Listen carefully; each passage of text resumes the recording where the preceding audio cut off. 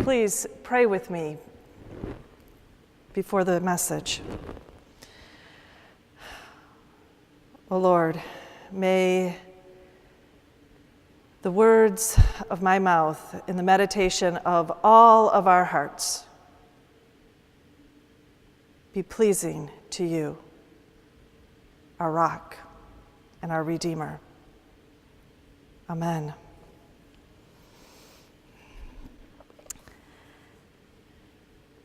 A little disclaimer before we start. I titled this sermon before I wrote it. And that's always a dangerous thing because titles tend to tell us what direction things are going. And I suspect that if you pay attention or if you've read this title, it's going to take you in a very different direction than where my message is going. But hopefully at the end we'll end up in a good place. As we begin thinking about the text today, I just am kind of curious if we have any shepherds in our midst today. If you're a shepherd, raise your hand. Does anybody by any chance have a pet sheep or a pet lamb at home?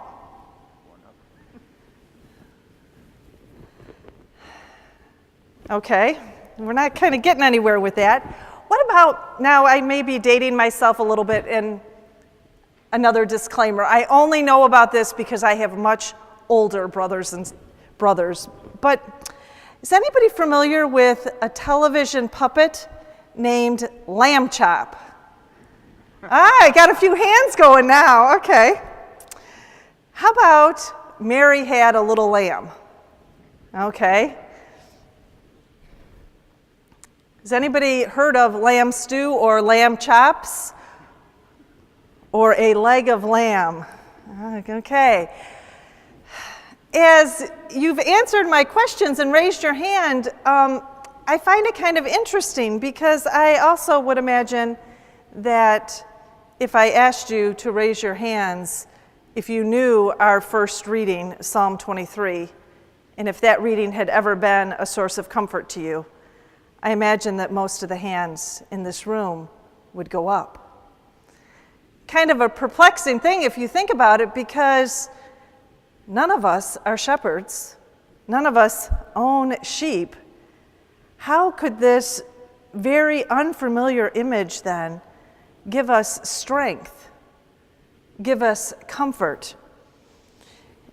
In fact, when you get to a certain age in life, I'm a chaplain at a senior living community, and one of my residents, she's 95, she described the 23rd Psalm to me this way, that as she hears those words, even just as it begins, it's as if the words wrap around her, and she can feel the very hug of God in those words.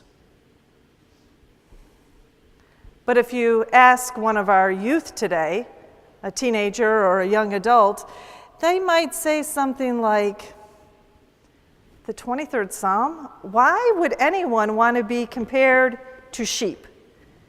Sheep, after all, are not very intelligent animals.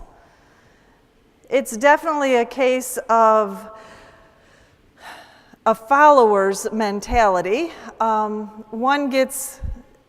One sheep gets in the lead, and wherever they go, all the others follow. Sort of a group mentality. And they can get very distracted and lose their way just because they found some good food, some green grass. Most young adults that I know would be indignant at best by being compared to a lamb. And yet, somehow over the course of our life, we get to this time, to this place where these words that seem to almost insult us when we're young provide strength and comfort.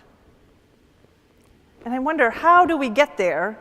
And perhaps more importantly to all of you, how do we stay there? How do we stay in that place where these words give us comfort, give us strength? I think it happens through a couple of ways. Number one, I think it happens when we know our stories, and in particularly when we know our story with God. One of my seminary professors, David Swink, over at the Ecumenical Theological Seminary, has a class assignment where every student is required to write their call story.